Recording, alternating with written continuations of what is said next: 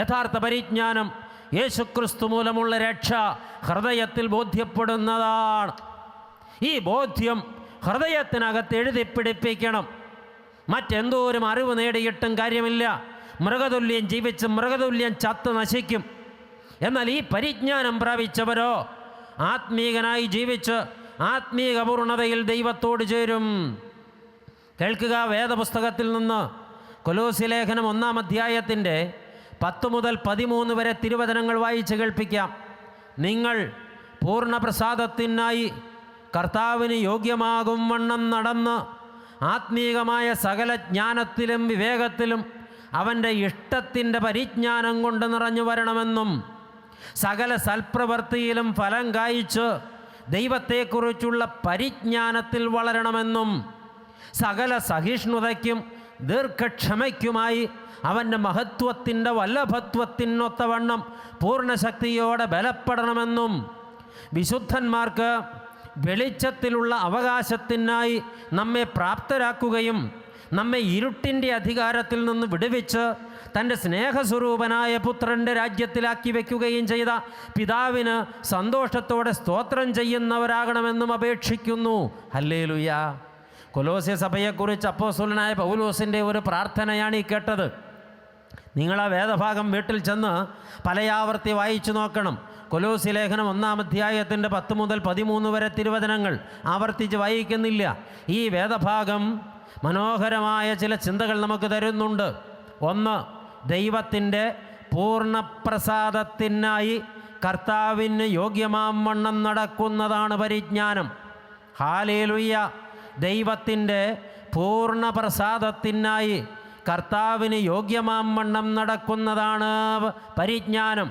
ഇന്ന് പലരും പറയുന്നൊരു വാക്ക്, ദൈവം എന്നിൽ മാത്രം പ്രസാദിക്കുന്നില്ല, എൻ്റെ നൊമ്പരങ്ങൾ കാണുന്നില്ല, എന്നോട് അനുകൂലപ്പെടുന്നില്ല. എന്തേ കാര്യം? ദൈവത്തെ പ്രസാദിപ്പിക്കുവാനുള്ള ജീവിതശൈലിയില്ല. ദൈവത്തിൻ്റെ പൂർണ്ണപ്രസാദത്തിനായി ദൈവത്തിന് യോഗ്യമാം വണ്ണം നടക്കണം. കർത്താവിന് യോഗ്യമാം വണ്ണം നടക്കുന്നവരിൽ ദൈവപ്രസാദമുണ്ടാകും നിശ്ചയം. അതാരും തടയില്ല. ദൈവപ്രസാദം കിട്ടുന്നില്ലെങ്കിൽ കർത്താവിന് യോഗ്യമാം വണ്ണം നടക്കാത്തതാണ്. അപ്പോൾ ദൈവപ്രസാദം കിട്ടത്തക്കവണ്ണം കർത്താവിന് യോഗ്യമാം വണ്ണം നടക്കുന്നതാണ് പരിജ്ഞാനം. 2, സകല സൽപ്രവർത്തികൾ കൊണ്ടും ഫലം കായ്ക്കുന്നതാണ് പരിജ്ഞാനം. സൽപ്രവർത്തികളാൽ ഫലം കായ്ക്കുന്നവരാവുക. അങ്ങനെ ചെയ്യുന്നവരൊക്കെ പരിജ്ഞാനമുള്ളവരാണ്. നല്ല പ്രവർത്തികളെന്ന് പറയുമ്പോൾ അത് ഒരുപാട് മേഖലകളിലൂടെ പോകണം. ദൈവമക്കളെ ദാനം ചെയ്യുന്നവരാവുക, വിശുദ്ധിയോടെ ജീവിക്കുന്നവരാവുക, മറ്റുള്ളവരെ കരുതുന്നവരാവുക, നാട് നശിപ്പിക്കാത്തവരാവുക, സത്യസന്ധരായി ജീവിക്കുക, എല്ലാ ആത്മീക തീക്ഷ്ണതയോടും ജീവിക്കുക. ഇതൊക്കെ സൽപ്രവർത്തികൾ കൊണ്ട് ഫലം കായ്ക്കുന്നതിൻ്റെ അടയാളപ്പെടുത്തലാണ്. ഒരു വ്യക്തി ഈ ഭൂമിയിൽ സത്യക്രിസ്ത്യാനിയായി ജീവിക്കുമ്പോൾ തൻ്റെ സൽപ്രവർത്തികൾ കൊണ്ട് ദൈവത്തിനു വേണ്ടി ഫലം കായ്ക്കുന്നുവെങ്കിൽ അതാണ് പരിജ്ഞാനം. അവർ പരിജ്ഞാനം പ്രാപിച്ചവരാണ്. 3, ഈ വേദഭാഗത്തുകൂടെ അപ്പോസ്തലനായ പൗലോസ് പറയുന്നു, സകല സഹിഷ്ണുതയും ദീർഘക്ഷമയും കൈവരിച്ച് ശക്തിപ്പെടുന്നതാണ് പരിജ്ഞാനം. സകല സഹിഷ്ണുതയും ദീർഘക്ഷമയും കൈവരിച്ച് ശക്തിപ്പെടുന്നതാണ് പരിജ്ഞാനം. ഇന്നിപ്പോൾ ഏറ്റവും വലിയ പ്രശ്നം എന്താണ്? ആർക്കും സഹിഷ്ണുതയില്ല. ദീർഘക്ഷമ പോയിട്ട് ക്ഷമ പോലുമില്ല. ദൈവമക്കളെ, കുടുംബജീവിതത്തിലില്ല, സമൂഹ ജീവിതത്തിലില്ല, എവിടെയുമില്ല സഹിഷ്ണുത. ദൈവമക്കളെ, സഹിഷ്ണുത എവിടെയുണ്ടോ അവിടെ വിജയമുണ്ട്, അവിടെ ആനന്ദമുണ്ട്, അവിടെ സമാധാനമുണ്ട്. എന്നാൽ അതുപോലെ ദീർഘമായി ക്ഷമിക്കാൻ കഴിയുന്നിടത്ത് സ്വർഗമിറങ്ങി നിൽക്കുകയാണ്. ഈ 2 ചിന്ത ഒരാളുടെ വ്യക്തിജീവിതത്തിലും അയാളുടെ പ്രവൃത്തി മണ്ഡലത്തിലുമുണ്ടെങ്കിൽ ആ ആൾ പരിജ്ഞാനം പ്രാപിച്ച വ്യക്തിയാണ്. 4, ഈ വേദഭാഗം തരുന്ന ചിന്ത, വിശുദ്ധന്മാർക്ക് കർത്താവിൻ്റെ മഹത്വപ്രത്യക്ഷതയിൽ വെളിച്ചത്തിലുള്ള അവകാശത്തിനായി സ്വയം പ്രാപ്തരാക്കുന്നതാണ് പരിജ്ഞാനം. കർത്താവിൻ്റെ മഹത്വപ്രത്യക്ഷതയിൽ തങ്ങളെ തന്നെ വെളിച്ചത്തിലുള്ള അവകാശത്തിനായി സ്വയം പ്രാപ്തരാക്കുന്നതാണ് പരിജ്ഞാനം. ഇവിടെ ഇരിക്കുന്ന എത്ര പേർക്ക് ഈ പരിജ്ഞാനം കിട്ടിയിട്ടുണ്ട്? എൻ്റെ കർത്താവ് മഹത്വത്തിൽ വരുമ്പോൾ ഞാൻ അവനെ കാണും. ഞാൻ അവനോടുകൂടെ പോകും, ഞാൻ അവൻ്റെ നിത്യമണവാട്ടിയായി നിത്യമണവറയിൽ നിത്യമായി ആനന്ദമനുഭവിക്കും. ഈ ഉറപ്പും ഈ ധൈര്യവും പ്രാപിച്ചവർ പരിജ്ഞാനം നേടിയവരാണ്. അഞ്ചാമതായി, കർത്താവ് നൽകിയ വിടുതൽ ബോധ്യപ്പെട്ടിട്ട്, അഥവാ ഇരുട്ടിൻ്റെ പ്രവൃത്തിയിൽ നിന്ന് വിടുവിച്ച് സ്നേഹസ്വരൂപൻ്റെ രാജ്യത്തിൽ എന്നെയും ആക്കി വച്ചിരിക്കുന്നു എന്ന വലിയ വിടുതൽ ബോധ്യപ്പെട്ടിട്ട് നിരന്തരമായ ആത്മസന്തോഷത്തോടെ പിതാവാൻ ദൈവത്തെ സ്തോത്രം ചെയ്യുന്നതാണ് പരിജ്ഞാനം. ഹല്ലേലൂയ. വേദപുസ്തകത്തെ വ്യാഖ്യാനിക്കുമ്പോഴാണ് ഇതിൻ്റെയൊക്കെ ആഴം നമുക്ക് മനസ്സിലാകുന്നത്. ദൈവമക്കളെ, ഈ നിലകളിലൊക്കെ പരിജ്ഞാനം പ്രാപിക്കുന്നവരാകണം നമ്മൾ. അതിൽ നിലനിൽക്കുക, അതിൽ പുലരുക, അതിൽ വളരുക, അതിൽ പൂർണ്ണരാവുക. വീണ്ടും പ്രിയരെ, നാം ഇപ്രകാരം പരിജ്ഞാനം പ്രാപിച്ചിട്ടുണ്ടോ? പരിജ്ഞാനത്തിൽ ജീവിക്കുന്നുണ്ടോ? പരിജ്ഞാനത്തിൽ വളരുന്നുണ്ടോ? നമുക്ക് നമ്മുടെ ജീവിതത്തിൽ ദൈവപ്രസാദം കിട്ടുവാൻ നാം കർത്താവിൽ യോഗ്യതയ്ക്കൊത്തവണ്ണമാണോ നടക്കുന്നത്? നമ്മുടെ സൽപ്രവൃത്തികൾ കൊണ്ട് നാം ഫലം കായ്ക്കുന്നവരാണോ? സകല സഹിഷ്ണുതയും ദീർഘക്ഷമയും നാം കൈവരിച്ചിട്ടുണ്ടോ? കർത്താവിൻ്റെ മഹത്വ പ്രത്യക്ഷതയിൽ അവനെ വിശുദ്ധിയോടെ എതിരേൽപ്പാൻ നാം ഒരുങ്ങിയിട്ടുണ്ടോ? കർത്താവ് നൽകിയ വിടുതൽ ബോധ്യപ്പെട്ട് നിരന്തരമായി ആ വിടുതൽ നൽകിയ ദൈവത്തെ സ്തോത്രം ചെയ്ത് ആരാധിക്കുന്നുണ്ടോ? ഇല്ലെങ്കിൽ നാം പരിജ്ഞാനം പ്രാപിച്ചിട്ടില്ല. ഇതൊക്കെ ഹൃദയത്തിൽ ബോധ്യപ്പെടുന്നതും പാലിക്കുന്നതുമാണ് പരിജ്ഞാനം. ഈ കാലഘട്ടത്തിൽ കഷ്ടം സഹിക്കുന്നവർ പലപ്പോഴും തളർന്നു പോവുകയാണ്. സുഖമനുഭവിക്കുന്നവർ കഷ്ടം സഹിക്കുന്നവരെ പരിഹസിക്കുകയാണ്. എന്നാൽ കേൾക്കുക, ഈ രണ്ടു കൂട്ടർക്കും പരിജ്ഞാനമില്ല. ഈ കാലഘട്ടത്തിൽ കഷ്ടം സഹിക്കുന്നവർ തളർന്നു പോവുകയാണ്. സുഖമനുഭവിക്കുന്നവർ കഷ്ടം സഹിക്കുന്നവരെ പരിഹസിക്കുകയാണ്. കേൾക്കുക, രണ്ടു കൂട്ടരും പരിജ്ഞാനം പ്രാപിച്ചവരല്ല. പത്രോസ്ലീഹ പൊതുവിനെഴുതിയ 1-ാം ലേഖനം 5-ാം അധ്യായത്തിലെ 10-ാമത്തെ വാക്യം കേൾക്കുക. എന്നാൽ അല്പകാലത്തേക്ക് കഷ്ടം സഹിക്കുന്ന നിങ്ങളെ ക്രിസ്തുവിൽ തൻ്റെ നിത്യതേജസ്സിനായി വിളിച്ചിരിക്കുന്ന സർവകൃപാലുവായ ദൈവം തന്നെ യഥാസ്ഥാനപ്പെടുത്തി ഉറപ്പിച്ച് ശക്തീകരിക്കും. ഹല്ലേലൂയ. അല്പകാലത്തേക്ക് കഷ്ടമുള്ളൂ, അത് സഹിക്കുന്നതിൽ നിങ്ങൾ ഒരിക്കലും തളർന്നു പോകേണ്ടതില്ല. പിന്നെ ക്രിസ്തുവിൽ നിങ്ങളെ തൻ്റെ നിത്യ തേജസ്സിനായി വിളിച്ചിരിക്കുന്ന സർവകൃപാലുവായ ദൈവം തന്നെ യഥാസ്ഥാനപ്പെടുത്തി ഉറപ്പിച്ച് ശക്തീകരിക്കുമെന്നറിയുക. ജീവിതത്തിൽ സഹിക്കേണ്ടി വരുന്ന കഷ്ടതകൾ നിത്യമഹത്വത്തിലേക്കുള്ള ചവിട്ടുപടിയാണെന്നുള്ള ബോധ്യമാണ് പരിജ്ഞാനം. ഹല്ലേലൂയ. ജീവിതത്തിൽ സഹിക്കേണ്ടി വരുന്ന കഷ്ടതകൾ നിത്യമഹത്വത്തിലേക്കുള്ള ചവിട്ടുപടിയാണെന്നുള്ള ബോധ്യമാണ് പരിജ്ഞാനം. വീണ്ടും പത്രോസ് എഴുതിയ 2-ാം ലേഖനം 2-ാം അധ്യായത്തിൻ്റെ 20-ാമത്തെ വാക്യം, കർത്താവിൻ്റെ രക്ഷിതാവുമായ യേശുക്രിസ്തുവിൻ്റെ പരിജ്ഞാനത്താൽ ലോകത്തിൻ്റെ മാലിന്യം വിട്ട് ഓടിയവർ അതിൽ വീണ്ടും കുടുങ്ങി തോറ്റുപോയാൽ അവരുടെ ഒടുവിലത്തെ സ്ഥിതി ആദ്യത്തേതിനേക്കാളധികം വഷളായിപ്പോയി. ഈ വേദഭാഗം പഠിപ്പിക്കുന്നത് എന്താണ്? ക്രിസ്തുവിനെ അറിഞ്ഞ് ലോകമാലിന്യം വിട്ട് ഓടുന്നതാണ് പരിജ്ഞാനം. ഹല്ലേലൂയ. ക്രിസ്തുവിനെ അറിഞ്ഞ് ലോകമാലിന്യം വിട്ടോടുന്നതാണ് പരിജ്ഞാനം. അതിൽ നിന്ന് അകന്നു പോകാതെ പരിപൂർണ വിശുദ്ധിയിൽ നിലനിൽക്കുന്നതാണ് പരിജ്ഞാനത്തിലുള്ള നിലനിൽപ്പ്. ആകയാൽ ദൈവമക്കളെ, ഇത് കേട്ടുകൊണ്ടിരിക്കുമ്പോൾ തന്നെ ലോകമാലിന്യം വിട്ടോടുവാൻ തീരുമാനിക്കുക. അതിൽ തന്നെ നിലനിൽക്കാൻ, ആ തീരുമാനത്തിൽ നിലനിൽക്കുവാൻ മനസ്സിനെ പാകപ്പെടുത്തുക. അതാണ് പരിജ്ഞാനത്തിലുള്ള നിലനിൽപ്പ് എന്ന് തിരിച്ചറിയുക. വീണ്ടും അപ്പോസ്തലനായ പൗലോസ് തിമോത്തിയോസിന് എഴുതിയ 2-ാം ലേഖനം 4-ാം അധ്യായത്തിൻ്റെ 18-ാമത്തെ തിരുവചനം പഠിപ്പിക്കുന്നു, കർത്താവ് എന്നെ സകല ദുഷ്പ്രവർത്തികളിൽ നിന്നും വിടുവിച്ച് തൻ്റെ സ്വർഗീയ രാജ്യത്തിനായി രക്ഷിക്കും. അപ്പോൾ ഈ വേദഭാഗം പഠിപ്പിക്കുന്നു, കർത്താവ് എന്നെ രക്ഷിക്കും. എൻ്റെ സകല ദുഷ്പ്രവർത്തികളിൽ നിന്നും അവൻ എന്നെ രക്ഷിക്കും. അവൻ എന്നെ നിത്യസ്വർഗത്തിന് അവകാശിയാക്കി തീർക്കും. എൻ്റെ പാപത്തിന് എൻ്റെ കർത്താവ് പരിഹാരം വരുത്തിത്തരും. ഈ മഹാബോധ്യമാണ് പരിജ്ഞാനം. ഈ പന്തലിലോ പരിസരത്തോ ജീവിതത്തിൽ പാപം ശീലിച്ചവരായി ആരെങ്കിലും ഇരിക്കുന്നുണ്ടെങ്കിൽ, ഞാനൊരു പാപിയാണ്, എനിക്ക് രക്ഷയില്ല എന്നവരുടെ ഉള്ളം പറയുന്നുവെങ്കിൽ, പിശാച് അവരുടെ ഉള്ളിലിരുന്ന് നീ രക്ഷപ്പെടുകയില്ല, നീ ഒരു മഹാപാപിയാണെന്ന് പരിഹസിക്കുന്നുവെങ്കിൽ, ഈ രാത്രി ദൈവം പറയുന്നു, കുഞ്ഞെ, ഞാൻ നിന്നെ ദുഷ്പ്രവർത്തിയിൽ നിന്ന് വിടുവിച്ച് എൻ്റെ നിത്യരാജ്യത്തിൽ, എൻ്റെ മഹത്വത്തിൽ എന്നോടുകൂടെ ഇരുത്തും. ഹല്ലേലൂയ. ഈ ബോധ്യം ഉള്ളിൽ കിട്ടിയവരൊക്കെ പരിജ്ഞാനം പ്രാപിച്ചവരാണ്. അതുകൊണ്ട് അനുതപിക്കുക, അടുത്തു വരിക, ദൈവത്തിൻ്റെ മുമ്പിൽ മുട്ടുകുത്തുക, നിൻ്റെ പാപമേറ്റ് പറയുക, അവൻ നിന്നെ ചേർത്തുകൊള്ളും.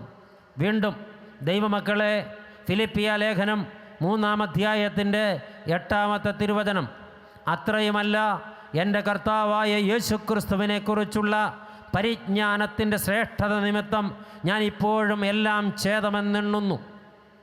ഈ ഭൂമിയിലുള്ളതിനപ്പുറത്ത് വർണ്ണിപ്പാനാകാത്ത സമ്പത്തും ആനന്ദവും എൻ്റെ കർത്താവ് എനിക്ക് വേണ്ടി ഒരുക്കിയിട്ടുണ്ട് എന്നുള്ളതാണ് പരിജ്ഞാനം. ഹല്ലേലൂയ.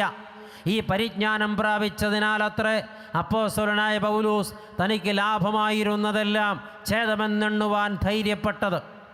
ദൈവമക്കളെ, അപ്പോസ്തലനായ പൗലോസ് ഉപേക്ഷിച്ചത് ചില്ലറ സംഗതികളൊന്നും ആയിരുന്നില്ല. തർസോസിലെ തുറമുഖ പട്ടണത്തിൽ ജനിച്ചു വളർന്നവൻ, റോമാ പൗരനായി ജനിച്ചവൻ, തർസോസിലെ സർവകലാശാലയിൽ നിന്ന് ബിരുദങ്ങളും ബിരുദാനന്തര ബിരുദങ്ങളും എടുത്തവൻ, മഹാസമ്പത്തിൻ്റെ ഉടമയായവൻ. പൗലോസ് ലീഹായുടെ അപ്പൻ ഒരു വലിയ കപ്പൽ വ്യൂഹത്തിൻ്റെ ഉടമയായിരുന്നു എന്ന് ഞാൻ ഒരിടത്ത് വായിച്ചിട്ടുണ്ട്. അദ്ദേഹം റോമൻ ഗവൺമെൻറ്റിന് വേണ്ടി ചെയ്ത സേവനത്തെ പരിഗണിച്ച് അദ്ദേഹത്തിനും അദ്ദേഹത്തിൻ്റെ കുടുംബത്തിൽ ജനിക്കുന്ന സകലർക്കും റോമാ പൗരത്വം റോമൻ കൈസർ കൽപ്പിച്ച് നൽകിയതാണത്രേ. അത് പൗലോസ് ലീഹ തന്നെ സാക്ഷിക്കുന്നുണ്ട്. ഞാനോ ഇത് ജന്മനാൽ റോമാ പൗരനായി ജനിച്ചിരിക്കുന്നു, റോമാ പൗരത്വം ചപ്പെന്നും ചവറെന്നും എണ്ണി ഉപേക്ഷിച്ചു.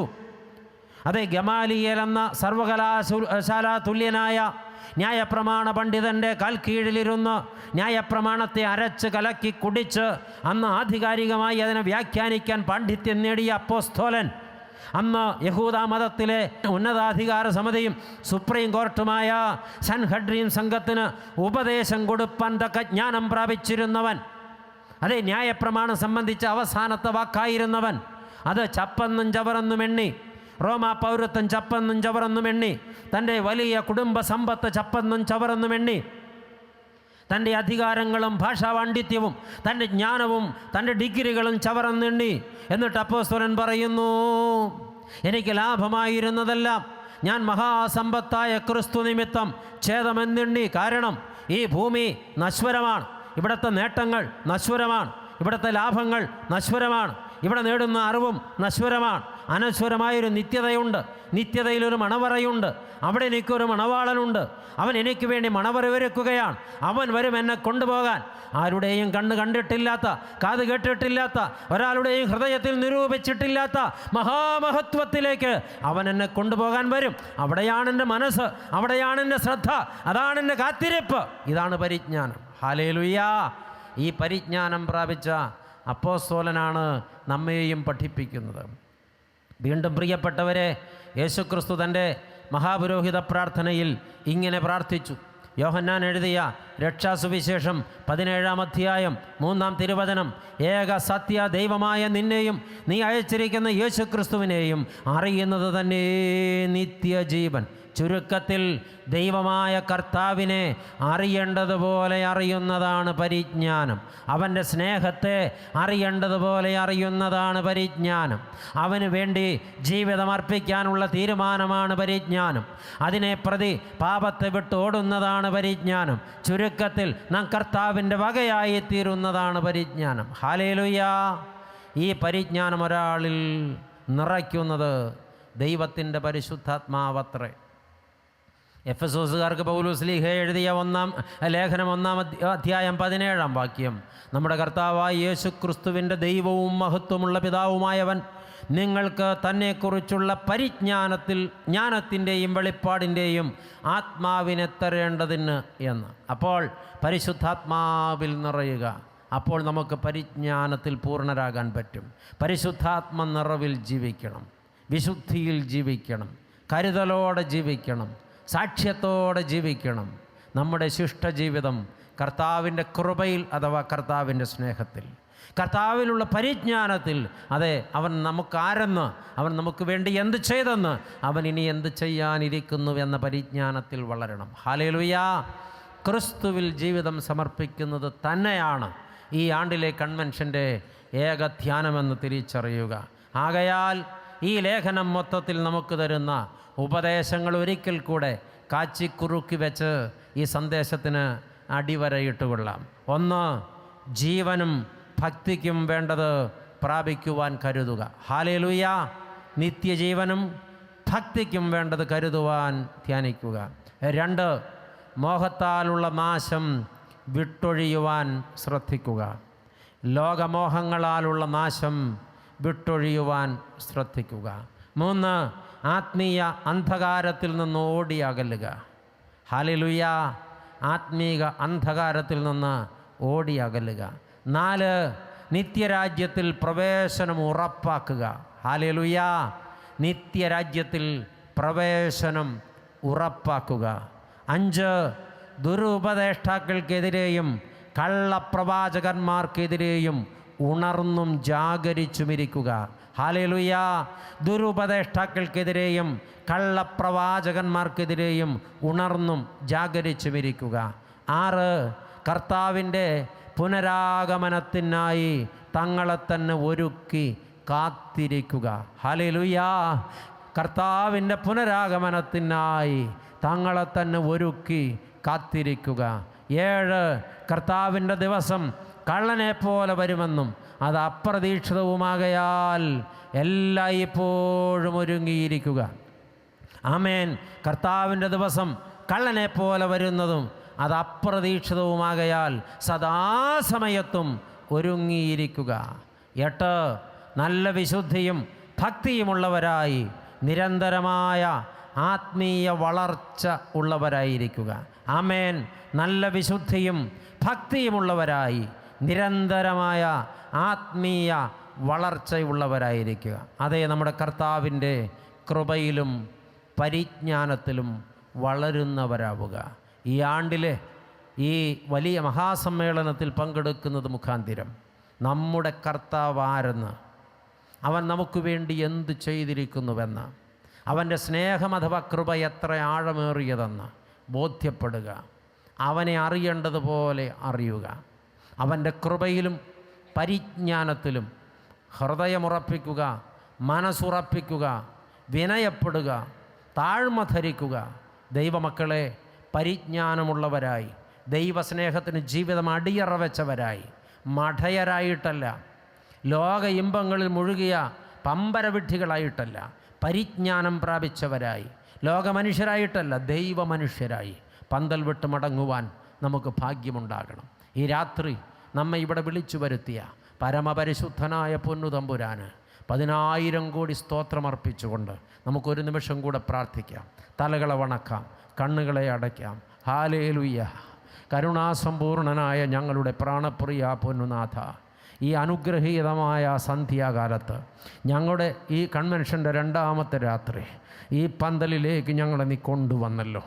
ഞങ്ങളെ സ്നേഹത്തോടെ ആകർഷിച്ച് ഈ പന്തലിലേക്ക് കൂട്ടിക്കൊണ്ടുവന്നത് എന്തിനാണെന്ന് ഇപ്പോൾ ഞങ്ങൾക്ക് നല്ലവണ്ണം പരിജ്ഞാനം കിട്ടിയിരിക്കുന്നു. കർത്താവേ, ഞങ്ങൾ നിൻ്റെ വകയാണ്. ഞങ്ങൾ നീ ഇപ്പോഴും അളവ് കൂടാതെ സ്നേഹിക്കുന്നുണ്ട്. ഞങ്ങളുടെ പാപത്തിൽ ഞങ്ങളെ ഉപേക്ഷിച്ചവനല്ല നീ സ്നേഹത്തിൻ്റെ പൂർണ്ണതയാണ്. കൃപ എന്നുള്ളത് ക്രിസ്തുവാണ്, ക്രിസ്തു എന്നുള്ളത് കൃപയാണ്. കർത്താവേ, നിൻ്റെ കൃപ ഞങ്ങളെ ഒരിക്കൽ കൂടെ ബോധ്യപ്പെടുത്താൻ, നിൻ്റെ കൃപയിൽ ഞങ്ങളെ നിറയ്ക്കാനത്രേ ഞങ്ങളെ വിളിച്ചു വരുത്തിയത്. ഈ പന്തലിരുന്ന ഞങ്ങളോട് നിൻ്റെ സ്നേഹത്തിൻ്റെ ആഴമെത്ര വലുതാണെന്ന് നീ ഞങ്ങളെ കേൾപ്പിച്ചല്ലോ. കർത്താവേ, അതിക്രമങ്ങളാലും പാപങ്ങളാലും മരിച്ചവരായിരുന്ന ഞങ്ങളെ ജീവിപ്പിച്ച്, ഞങ്ങളെ ഉയർപ്പിച്ച്, ഞങ്ങളെ നിന്നോടുകൂടെ ചേർത്ത് നിൻ്റെ നിത്യതയിൽ ഇരുത്തി വയ്ക്കുവാൻ മനസ്സായല്ലോ ദൈവമേ. ഈ മഹാകൃപയോട് താതാത്മ്യപ്പെടുവാൻ, ഈ മഹാകൃപയിൽ നിറയുവാൻ, ഈ മഹാകൃപയിൽ വിലയം പ്രാപിക്കുവാൻ, ഈ ക്രിസ്തുവിൽ ഒന്നാകുവാൻ ഇന്ന് ഞങ്ങൾക്ക് ഭാഗ്യം തരണമേ ദൈവമേ. ഞങ്ങൾ പലപ്പോഴും നിൻ്റെ സ്നേഹം മറുത്തവരും മറന്നവരുമാണ്, അതിനോട് മത്സരിച്ചിട്ടുള്ളവരാണ്, നിന്നെ വിട്ട് അകന്നു പോയിട്ടുള്ളവരാണ്, ഒരുപാട് ദൂരെ പോയി കഴിഞ്ഞവരാണ്. തിരിച്ചു തിരിച്ചു വരട്ടെ തമ്പുരാനെ. ഈ സ്നേഹത്തിന് മുൻപിൽ തോറ്റുപോകുന്നു. ഈ സ്നേഹത്തിന് മുമ്പിൽ ഞങ്ങളെ അടിയറ വയ്ക്കുന്നു. ഈ സ്നേഹത്തിന് മുമ്പിൽ ഞങ്ങളുടെ പാപങ്ങൾ ഞങ്ങൾ ഉപേക്ഷിക്കുന്നു. കർത്താവായ ദൈവമേ, ഈ സ്നേഹത്താൽ നീ ഞങ്ങളെ വീണ്ടെടുത്തു എന്ന ഞങ്ങളുടെ തിരിച്ചറിവാണ് പരിജ്ഞാനം. ക്രൂശിലെ യാഗം മൂലം ഞാൻ രക്ഷിക്കപ്പെട്ടിരിക്കുന്നു. ക്രൂശിലെ യാഗം മൂലം ഞാൻ വീണ്ടെടുക്കപ്പെട്ടിരിക്കുന്നു. ക്രൂശിലെ യാഗം മൂലം ഞാൻ മരണത്തെ ജയിച്ചിരിക്കുന്നു. ക്രൂശിലെ യാഗം മൂലം ഞാൻ പാപത്തെ ജയിച്ചിരിക്കുന്നു. ക്രൂശിലെ യാഗം മൂലം ഞാൻ നരകത്തെ ജയിച്ചിരിക്കുന്നു. ഞാനിപ്പോൾ നിത്യസ്വർഗത്തിൻ്റെ ഓഹരിക്കാരനും അവകാശിയുമാണ്. അത് ഞാൻ കൈവിട്ട് കളയില്ല എന്ന ആ മഹാപരിജ്ഞാനത്തിൽ ജീവിപ്പാൻ. ഹല്ലേലൂയ. കർത്താവേ, ഈ ലോകത്ത് ജീവിക്കുന്നത്ര കാലം സാക്ഷ്യത്തോടെ വിശുദ്ധിയോടെ നിന്നെ ആരാധിച്ച് മഹത്വപ്പെടുത്തി ജീവിക്കാൻ കൃപയിലും പരിജ്ഞാനത്തിലും വളരുവാൻ ഞങ്ങൾക്ക് ഏവർക്കും ഭാഗ്യം തരണമേ. ഈ മുറ്റത്ത് ഇന്ന് രാത്രി ഞങ്ങൾ വന്നത് അനുഗ്രഹത്തിനായി തീരണമേ.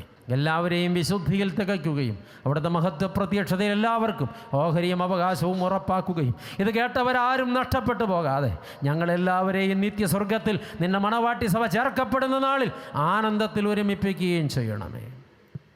നല്ല ദൈവമേ, അവിടുന്ന് പ്രാർത്ഥന കേട്ടതുകൊണ്ട് സ്തോത്രം. മഹത്വമെല്ലാം തിരുമേനിക്ക്. ഞങ്ങൾ നിനക്കും നിൻ്റെ പിതാവിനും പരിശുദ്ധാത്മാവിനും സ്തുതി സ്തോത്രങ്ങൾ അർപ്പിക്കുന്നു, ഇപ്പോഴും എപ്പോഴും എന്നേക്കും തന്നെ. ആമേൻ.